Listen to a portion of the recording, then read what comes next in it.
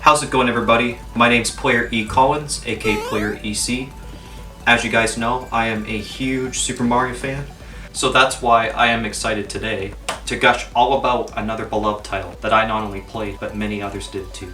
Released as one of the top-selling DS games, New Super Mario Bros. Had a major impact on one of Nintendo's most beloved platforming franchises. The word new in the title may seem a little confusing by today's standards, as the game's 2006 release is now considered somewhat retro compared to many sequels that followed. This particular DS entry was widely regarded as the revival or rebirth of Super Mario Bros., introducing a modern generation of players, including myself, to 2D Mario by evolving the gameplay formula established by classic predecessors.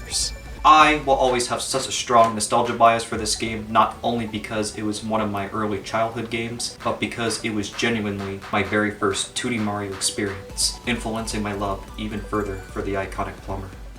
As I mentioned in the previous video, the first gaming system I owned and fully experienced was a Nintendo DS with Mario Kart packed in. Back then, I thought that was all Super Mario really was, not only because Mario Kart DS was my first introduction to the iconic plumber, but as a young kid who was still new to gaming, I had little awareness of just how expansive and historically influential the franchise truly was. A few months after getting my original DS, I was given New Super Mario Bros. To play, which greatly expanded my appreciation for the series. Mario no longer was just a racer to me, he was now a character blazing through obstacle-filled levels to rescue a princess. From that point onward, I started exploring more Mario games, but honestly, New Super Mario Bros. And Mario Kart DS remained tied as my favorite games for many years. Even today, I look back on them as my most influential Mario games of my childhood, serving as my true introduction to the franchise. Because of that, I spent countless hours playing this beloved title growing up. I completed the main levels throughout all these distinctive worlds and eventually defeated Bowser to finish. A few years later, however, I decided to fully 100% the game. This meant not only beating every level per world, but also collecting all the star coins, finding every secret exit, and unlocking some additional levels, toad houses, and world cannons. So is this title still technically new by today's standard? No, of course not. However, what this game did was bring back classic Super Mario Bros. By modernizing the core gameplay into something truly impactful. The evolution of this franchise can be seen through how each classic entry built upon the ideas of its predecessors. The one exception game is Super Mario Bros. 2, as its level design differs drastically from other classic 2D Mario entries. The original Super Mario Bros. Took Jumpman from Donkey Kong and laid the foundation for the series, becoming a prime example of what an engaging side-scrolling platformer should be. Super Mario Bros. 3 then expanded upon that formula by introducing more distinctive world themes, obstacles, enemies, power-ups, and a world map filled with bonus houses to help players progress. Super Mario World kickstarted the next generation, featuring an interconnected world map, more varied level themes, additional power-ups and enemies, and greater exploration through secret exits that unlock new levels and alternate routes. Although it is poorly aged, Super Mario Land on the Game Boy was also influential for being the first portable Super Mario Bros. Experience. Its unique world themes, enemies, and bosses, though, remain surprisingly underrated. A few years later, Super Mario Land 2 greatly expanded on the formula with even more creative worlds, power-ups, and bosses like Wario, all of which were highly impressive for the Game Boy hardware. However, for more than a decade afterward, Nintendo released no original 2D Mario games. Aside from Super Mario All-Stars remastering the NES classics, the following years were largely filled with ports and remakes on the Game Boy Color and Advanced systems. Meanwhile, the N64 and GameCube shifted Mario's focus toward 3D platforming and open-ended exploration.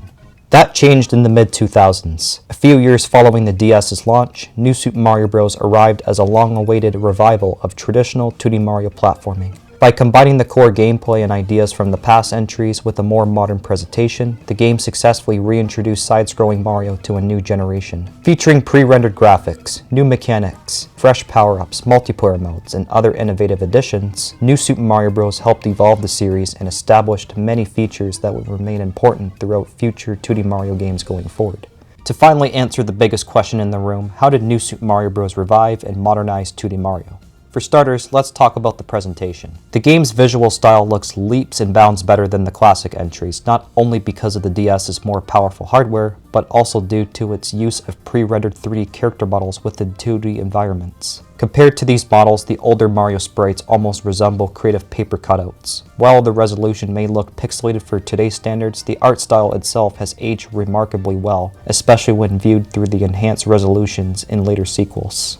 Speaking of characters, Luigi's also playable. To select him, simply hold the L and R buttons while choosing a save file and his voice will confirm the switch. While he had appeared as a playable character in a few earlier Mario games, New Super Mario Bros. Allows you to play as him at any time without needing to unlock him through progression or being limited to exclusive multiplayer. His physics are very similar to Mario's, though he runs slightly faster and has a bit of a floatier jump. Despite these minor differences, both characters feel responsive, precise, and enjoyable to control throughout the adventure. Another major game changer was the addition of movements carried over from Mario's 3D platforming adventures. These include the triple jump, ground pound, and wall jump, all of which enhance movement and momentum while fitting naturally into a side-scrolling format. The older controls in Mario games were still solid, but they can feel less precise today, sometimes leading to unnecessary missed jumps or damage. Wall jumping is especially impactful, allowing for greater vertical exploration without relying on vines or additional platforms to climb. Ground pounding is equally useful, providing a reliable way to defeat enemies and break blocks beneath to access hidden areas. These additions don't necessarily make the game easier, but without them, traversal would feel far more restrictive and certain challenges would feel less fair. Power-ups are another major part of Mario's gameplay, and New Super Mario Bros. Introduces a solid selection of new additions. Alongside the returning classics is the infamous Mega Mushroom, which transforms Mario into a gigantic powerhouse capable of destroying nearly everything in his path. Although this effect is short-lived, it's incredibly satisfying to smash through normally indestructible obstacles, flattening enemies and bosses, and sometimes earning multiple 1-ups based on the amount of destruction you cause before the timer expires. Unfortunately, outside of World 1-1, Mega Mushrooms are surprisingly inconvenient to obtain, as they are mostly limited to exclusive bonus houses or randomized flying red item blocks. The blue shell is another excellent addition. This power-up allows Mario to retreat into a shell and rapidly slide across the ground, greatly increasing his horizontal speed and momentum. While using it, you can plow through enemies, break blocks, and access hidden areas that would otherwise be unreachable. However, the shell can be difficult to control sometimes, often causing me to bounce back too far off walls or obstacles. I also wish it were easier to obtain. Aside from bonus houses and randomized flying blocks, the only consistent level where it appears to be seen is in World 3's Ghost House, and even there it's not always guaranteed because it's also randomized. Lastly, the Mini Mushroom is the most practical and frequently used new power-up in the game, largely because it's easily accessible in 1-4. This power-up, or powered down technically, comes with both pros and cons. Its enhanced jumping ability makes it easier to reach high platforms and even land on top of flagpoles for extra 1-ups. It could be also used to run across water and enter mini pipes that often contain bonus areas and hidden rewards. Unlike most power-ups though, becoming tiny leaves you unable to take any extra hits from enemies. This becomes especially important when unlocking Worlds 4 and 7, as players must defeat the World 2 and 5 castle bosses this small. Doing so requires a great deal of patience, timing, and precision to stay alive. Overall, the Mini Mushroom is flawed, but creative addition that encourages unique challenges and damage-free playstyles. However, compared to the other two power-ups, it's the only one that returns in later entries. The Mega Mushroom does briefly reappear in the 3DS's New Super Mario Bros. 2, while the blue shell remains exclusive to this game. To access power-ups outside of levels, players can visit the various red bonus houses scattered throughout each world map. These allow you to randomly store power-ups for later use in any level. Oddly enough, Mega Mushrooms receive their own dedicated bonus houses, which lack any particular challenge. Green bonus houses, meanwhile, focus on earning extra lives. Here, you attempt to collect as many 1-ups as possible from a collection of shuffled blocks, but selecting a Bowser icon results in an immediate game over, although you still get to keep all the 1-ups that you found. Fortunately, I usually have pretty good luck with these challenges, which is why I can generally reach the maximum life count of 99 well throughout my playthrough. While many of the world's themes return from earlier entries, they feel fresh thanks to the game's well-rendered visual style. The game also introduces new 2 world themes, the jungle forest setting in World 4 and the mountainous plain of World 6. Despite each world having a primary theme, many levels branch out with additional environments. Underground stages frequently appear throughout the adventure, while every world contains multiple towers and castles with their own unique aesthetics. Also, several worlds feature mysterious ghost houses, while players can discover cloud-themed areas hidden underground sections throughout other levels. Even the mini-pipe areas have their own underrated identity, resembling colorful bonus rooms with a noticeable 8-bit Mario sprite in the background. Overall, the game offers a strong variety of creative obstacles, alternate pathways, and hidden secrets to uncover. While a few levels introduce some challenging hazards along the way, the level design remains consistently fun and rewarding, blending classic inspirations with plenty of original ideas that make the adventure memorable from start to finish. Growing up with this game, I'm going to highlight a handful of levels that I fondly enjoyed or creatively stood out the most in design or theme. World 1 serves as a simplistic grassy plain introduction, with 1.1 and 1.2 acting as inspirational modern versions of the first two OG Super Mario Bros. Levels. 1.3 and 1.5 are enjoyable levels featuring moving and bouncing platforms, while 1.4 is also a fun replayable level for obtaining a mini mushroom, leading to discovering the first mini pipe. The tower introduces vertical platforming through moving pillars and pipes, while also hiding the game's first secret exit that unlocks a world cannon. Going toward the right of this top movable obstacle, you'll teleport into this area to break the blocked passage with the blue shell, accessing the pipe back out. The castle concludes with some vertical moving spike platforms and balancing on ropes, which can enhance your jump. World 2's desert theme expands on the challenge with movable stacked obstacles, quicksand, P-switching a slope, and dodging enemies like Pokies, Lakitus, and even Spikefish for one level. The standout level here is 2-3, being a unique underground sewer filled with hidden routes, swoopers, giant piranha plants, and some water puzzles that provide a challenge in fast swimming, especially in reaching the secret exit. The tower features rotating platforms, creating some star coin challenges, while the final castle combines spike balls inside to featuring an outdoor desert section, platforming through dodging bullet bills, and discovering a clever P-switch puzzle that reveals the final door to fight Mome Poki. World 3 may appear beach-themed on the map, but its levels vary greatly. 3.1 and 3.3 are accessible underwater stages with bloopers and hidden secrets, while other levels mix beach environments with spikefish and skeeter enemies. A few cloudy levels feature moving platforms and piranha plant pipe traversing. The tower brings back cage climbing from Super Mario World, and the castle challenges players with crushing spike pillars before the fight against Cheap Skipper. Also, this world introduces the game's first ghost house, a Mario World-inspired level that contains hidden exits, P-switch puzzles, and harassing boos in your way.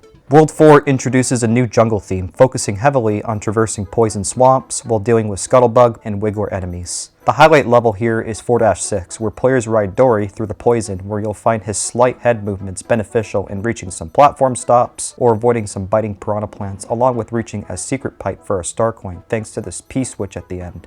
Other memorable levels here include 4-3's giant eel encounter underwater and 4-5's underground tedious bob-omb puzzle. The ghost house here features twisting platforms to traverse and some alternate exits and dodging the big puffy boo, while the tower and castle combine crushing platforms, cage climbing, moving boats, and thwomps. World 5 revolves around snow and ice mechanics. 5.1 introduces deep snow that slows movement, while 5.2 and 5.3 use slippery ice physics to increase difficulty in platforming. 5B contains one of the world's toughest secret exits, requiring careful blue cell usage. 5.4 and 5A feature challenging directional platforms, while 5C stands out with block-breaking mechanics. The ghost house here introduces bruisers, enemies that smash through walls to progress and access things, while the level ends with fast-moving musical platforms that increase the challenge in reaching the last star coin. The tower and castle here add auto-scrolling sections, moving platforms, slippery ice, and tricky star coin placements, particularly at the end of World 5 Castle. World 6 contains a large mountainous aesthetic. Highlights include 6.1 sliding mechanics, which also return in 6-4, while the beginning of the level focuses on some rotating fire bars, and 6-6 contains a variety of rotating vertical platforms, chain chomps, a P-switch challenge to reach a high pipe, leading to a vertical downward wall jumping, and using various shooting pipes to gain a 1-up in reaching the top of the flagpole to finish. Other levels revisit beach, jungle, underwater, desert, and ice themes. The tower and castle focus on spike pillars, moving platforms, and increasingly difficult obstacle courses. World 7 embraces a cloudy themed setting filled with rotating and moving platforms in the first level, while other levels like 7-3 stands out for riding on a giant wiggler and collecting millions of coins, while the very end contains a downward vine to seek the last star coin. 7-4 includes another mini mushroom secret and some more rotating vertical platforms to finish. 7-A is one of the game's most creative levels, sending players through an underground maze of interconnected pipes inspired by Super Mario Bros. 3. This level contains exploration and traversing various ways to reach the top. The world's toughest challenge, though, comes from 7-5, which requires extensive bomb usage and breaking solid blocks while dealing with constant bullet bills in your way. In particular, the ending here was the most annoying and taking forever to successfully break this giant row of blocks with bombs that eventually stopped appearing after some poor attempts. The fourth and final ghost house in-game mixes mysterious exploration with platforming challenges and reaching the 2 exits in time. This in particular can be a big hurdle when collecting some of the star coins. The tower and castle level, though, finish off with difficult snake blocks and spike hazards.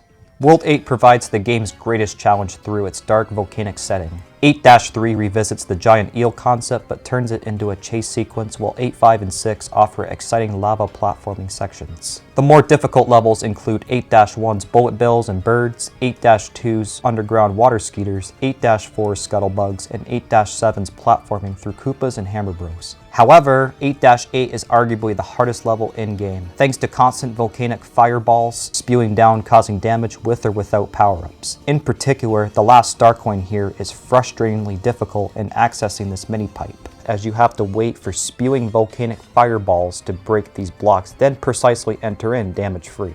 Among the 4 towers and castle levels here, 8-Tower 2 stands out as the most difficult one. While the world's first tower and castle levels do also contain some skill in traversing movable obstacles and lava, this tower's lengthy snake block requires near-perfect movement, especially when collecting star coins and performing precise wall jumps near the end. Any mistakes waiting around for a while or obstacle damages can hurdle your progress, sometimes even knocking you off course. The final castle level pays tribute to the OG Super Mario Bros. Final level, containing similar multiple rooms that mirror the layout now, creating a final navigation puzzle before finishing the game off. The boss lineup is generally straightforward. Bowser Jr. appears throughout the towers with barely any changes in difficulty, while World 1's castle recreates the original Bowser encounter, being very easy to defeat. Several castles feature giant-themed enemies as bosses, each requiring 3 hits to defeat, but with some distinctive attack patterns, strategizing specific ways and taking them down effectively. World 8 Castle 1 introduces a tougher skeletal Bowser that throws bones, but the final Bowser fight with Bowser Jr. remains surprisingly simple.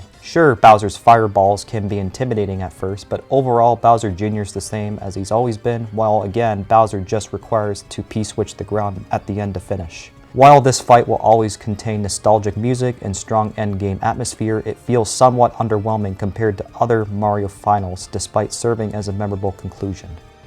While classic 2D Mario levels hid alternate exits or bonus areas, the game's star coins gave every level permanent collectibles to seek out, creating in-depth exploration from the player rather than just speedrunning to the flagpole. Sure, you can play any old level and find some secret areas that help progress. However, these star coins are mandatory collectibles in not beating the level, but for unlocking additional levels or some bonus houses through your world map, rather than these houses being occasionally accessed from beating a level. Generally, star coins range from being seen right out in the open on a platform to being more hidden under stuff or in secret areas, while a few of them provide some obstacle or platforming challenges in reaching precisely. Although I mentioned a few star coins earlier that gave me some trouble, these collectibles overall were a main factor in not just revisiting the levels, but replaying the whole game, and some more modern sequels that brought them back. Although star coins are the main reason for replayability, this beloved title also introduced some fun, exclusive side content that are worth checking out. First up are the mini-games. Many of these originally debuted in Mario 64 DS and returned here alongside a couple of new additions. These games are simple arcadic-style gameplay that revolve around a straightforward objective. If you successfully clear stages without getting a game over, you'll continue progressing through, increasing the difficulty. A couple of fun, memorable ones I played a lot were Luigi's challenging card-based games, whacking moving Monty Moles, guiding a tiny Bob-omb away from incoming fireballs, sorting colored Bob-ombs before they explode, flicking Spinies into flying cups, launching a black ball into groups of flying Bob-ombs, rolling a growing snowball quickly without crashing, and a few Mario survival-themed games, ranging from bouncing off objects to creating a path quickly that guides him toward a star, otherwise leading to piranha plants killing him. Probably the one minigame that I poured the most hours into was Wanted, which being a fairly easy objective in seeking certain character faces on the DS's bottom screen. Thanks to a timer that gains after each round, the game's generally hard to lose, and carefully seeking the more hidden faces rather than accidentally tap an incorrect one that deducts your overall time. Personally, I remember reaching high areas, with the most recent record in surpassing over Area 300. These minigames not only provide a nice break from the main adventure, but also offers pick up and play fun that showcases the DS's touchscreen capabilities or even microphone use. While the main game makes limited use of the touchscreen mainly for storing and activating a reserve power-up, the minigames rely much more heavily on the DS stylus. Their simple controls make them easy to understand, access, and engage to all kinds of players. Although these minigames are mainly designed for single players, there's also some multiplayer options available, taking advantage of the DS's wireless connectivity. Speaking of multiplayer, New Super Mario Bros. Also introduced an engaging Mario vs. Luigi mode. This revolves around both characters competing to collect the most stars before the other. I'm also impressed by the map selection, featuring a wide variety of themes inspired by the main game while still offering unique layouts and original catchy soundtracks. Personally, I didn't grow up playing this mode due to its multiplayer-only nature, but I recently tried a few rounds by connecting my DS and 3DS systems together. Similarly to Mario Kart DS's multiplayer, there are two ways to connect. One player can host, while the second one joins either with their own game cartridge or DS download play. Even today, this mode remains highly praised for its competitive and engaging gameplay, which surprisingly never returned in later entries. It also showcases the impressive capabilities of the DS, being one of the early handheld games to support wireless multiplayer connectivity so seamlessly. While later sequels also introduced some underrated side modes of their own, the extras featured here helped expand the game's replay value and demonstrated how future 2D Mario titles could offer more than just the core platforming experience.